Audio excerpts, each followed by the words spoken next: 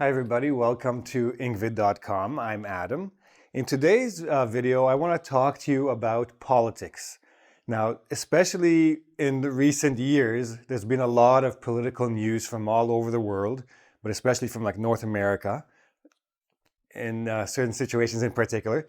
So today I wanted to give you some vocabulary to help you understand just the tremendous amount of news that is going on, all the stories that are going on, and it keeps going on and on and on, because now we live in the age of the internet and people can find out what's going on in other countries all the time. So keep in mind that this is just a partial list, meaning this is just an introduction. There are many more words, many more expressions that are part of politics that you should get to know, but these will at least get you started. And if you're interested, obviously you can do a little bit more research, do some more reading, etc. So more or less, I'm focusing on political justice, I guess you could say, and how politicians basically look after each other or look at each other suspiciously, depending on the situation, right? So we're going to start by exactly that, checks and balances. This is how governments have been established, especially democracies, have been established with institutions that can watch each other, so that no group, no institution, no piece of the government gets too much power. A check basically means like a limiting force. If you put a check on somebody, you're limiting them. You're stopping them from reaching too high or too powerful, etc. And balance means equal power distributed to all the different branches of government. So in the US, for example, they have the executive branch of government, which is the president's office. They have the judiciary, which is the Supreme Court. And they have the legislative, which is the Senate and Congress. So three parts of government. They are co-equal parts of government.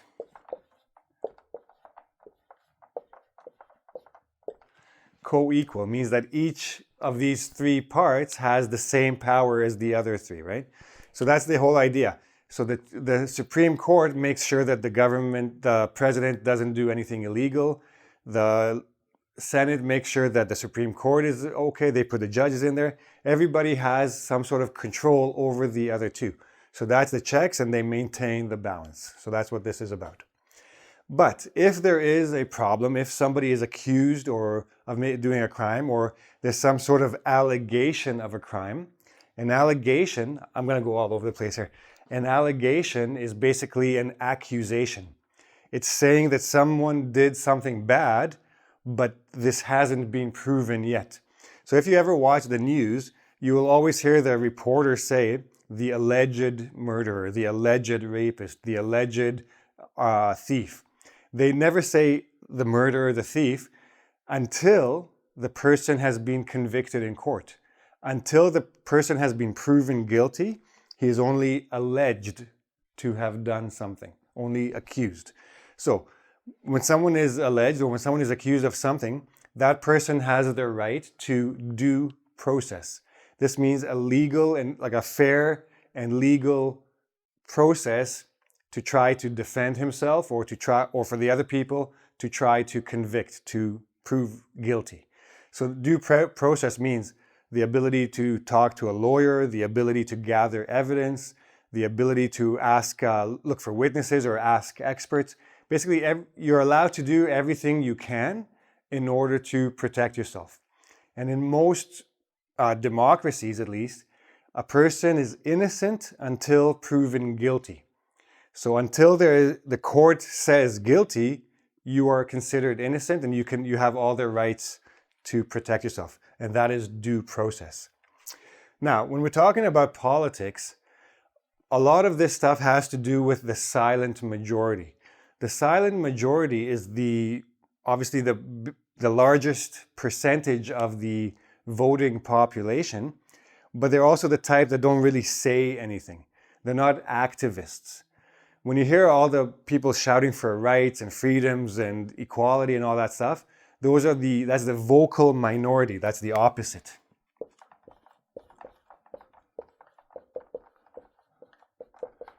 So people think that in a country, everybody wants to have this or that right because the vocal minority is very loud about it and they're always in the news. But the majority of the people, they just mind their own business, they're quiet, they don't care. Where they make their impact is at the election when it's time to vote. If they don't like what a politician did, they will simply vote him out and stay quiet. The vocal minority, they go to protests, they try to get on the news all the time, into newspapers, etc. So politicians are very afraid of the silent majority. They don't really care about the vocal minority because they're minority. They always try to worry about what the voters are thinking, and that's why they always take polls. So if somebody did something illegal or if there's some sort of allegation against a politician, he will be very careful about what he says or what she says, as the case may be, because they're worried about losing voters. Because anything they say that makes the voters angry is considered political suicide. If you don't give your voters what they want, your political career is finished. They will vote you out of office at the next election and you're out of a job.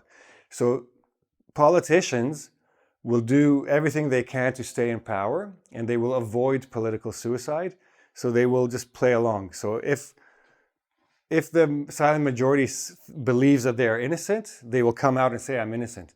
If the silent majority is not really sure, they will be very careful about appearing on television, the politicians.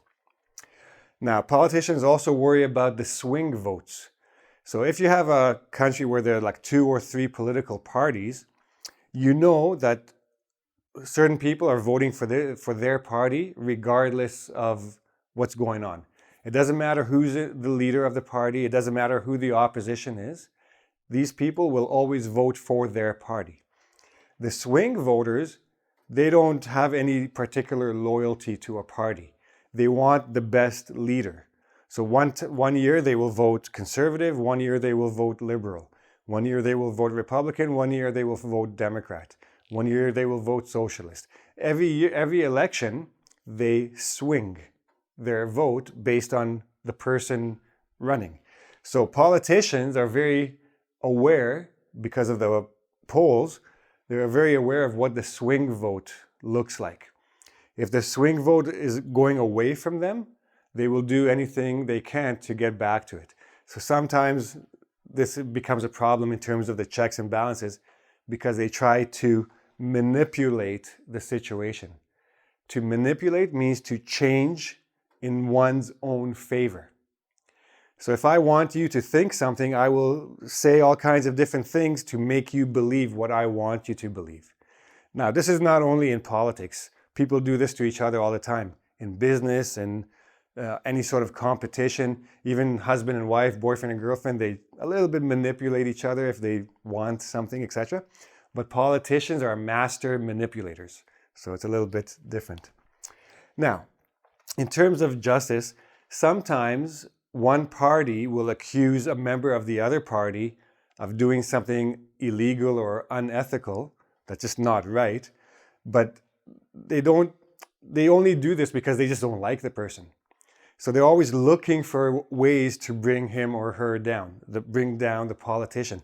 So this is called a witch hunt. When you're trying to find something negative about somebody, but there really isn't anything there.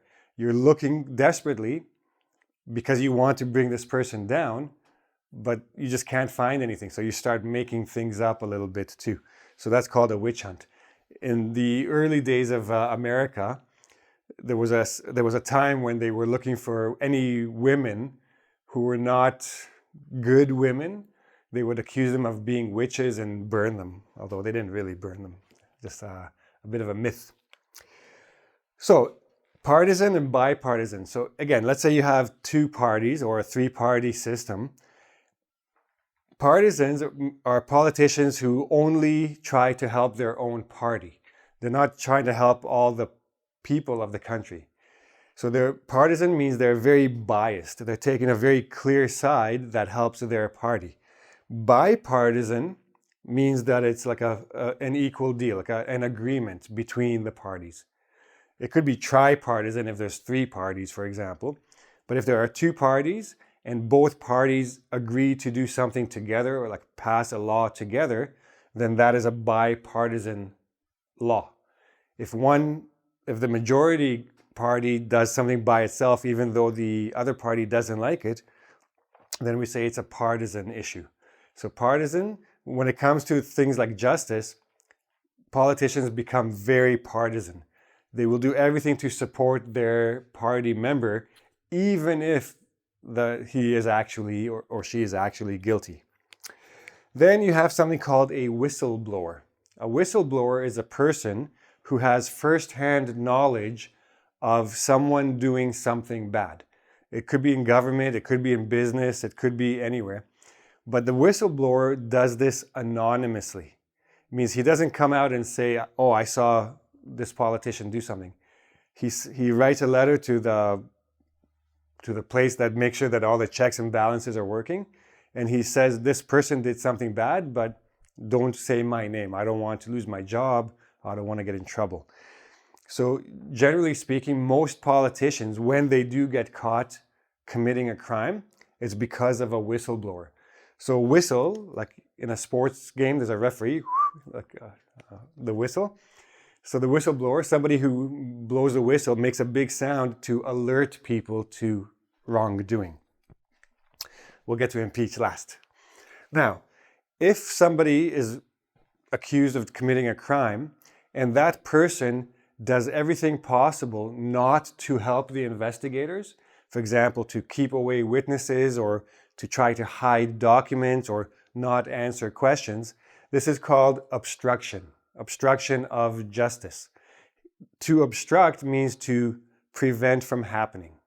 So if somebody is trying to obstruct justice, he's trying to make it very difficult for the legal system to basically catch him and prove him guilty. And obstruction itself is a crime, especially for politicians. But lawyers and judges, if they feel there's enough information and they want somebody to come and provide some information, some testimony, they can subpoena. The pronunciation is a little tricky compared to the spelling. So basically it looks like subpoena. The B is not pronounced and the O is not really there. So subpoena.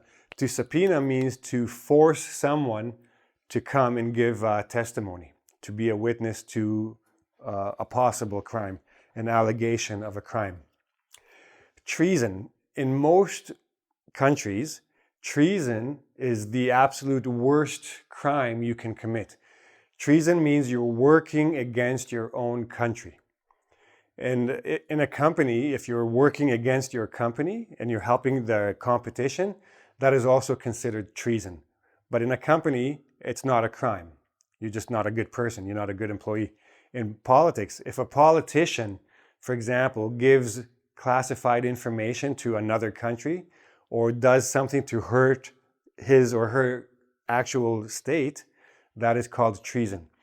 In some countries, including the US, if you're convicted of treason, they will put you to death. You will hang for treason. It's a very serious crime. Perjury. When you go in front of lawyers or Congress people or judges, in any situation, but especially as a politician, if you lie to the lawyers, to the Congress people, to the judges, that is called perjury. That is also a crime. You can go to jail for lying to the investigators. Most politicians try to deflect. So if some accusation is coming at them, they just try to push it aside and make it go on to somebody else or something else and keep themselves clean. So to deflect, to move away from oneself. And that's what most politicians do when they are accused of anything.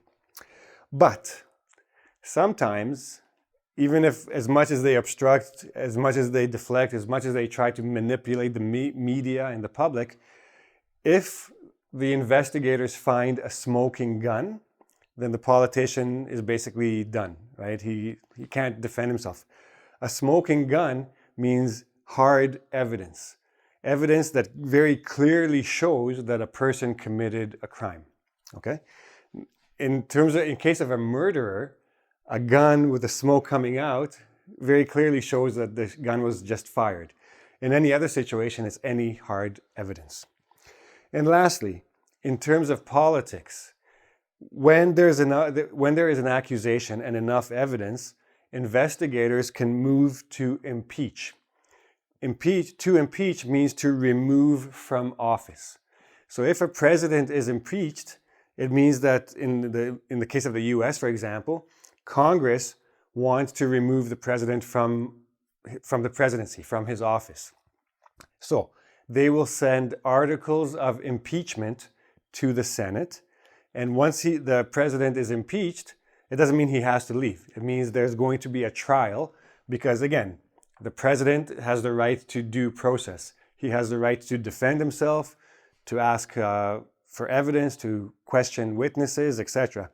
So if the Senate decides to uphold the impeachment articles, then the president is removed from office and the vice president takes over his or her seat. Well, as the case may be, there hasn't been a female president yet, but that's the idea. Okay? Well, so a lot of information there, and this is just the tip of the iceberg. Tip of the iceberg means that you think this is a lot of words. This is really very little. There's a lot more beneath all this that supports all these words. You really should start to learn them if you're interested in politics. But even if you're not, you're going to hear this stuff on the news all the time, especially in modern times where politicians are not as noble as they used to be, perhaps. But anyways, I'm not going to get into a political discussion. If you have any questions about any of these words or expressions, please go to engVid.com. You can ask me in the comment section. I'll do my best to answer them. I don't want to necessarily start a political discussion. People get very crazy when it comes to politics. Keep the questions and comments to English. And again, if you want to talk to each other about politics, I'm sure there are forums for that. There's also a quiz. Please take the quiz. Make sure you understand the uses of these expressions and words. And that's it. I hope you liked the video. Please give me a like if you did. Don't forget to subscribe to my channel and ring the little bell up there so you can get notifications of future videos. And I'll try to give you some more interesting vocab and useful vocab in future lessons to help you engage the language. Okay? Until then, bye-bye.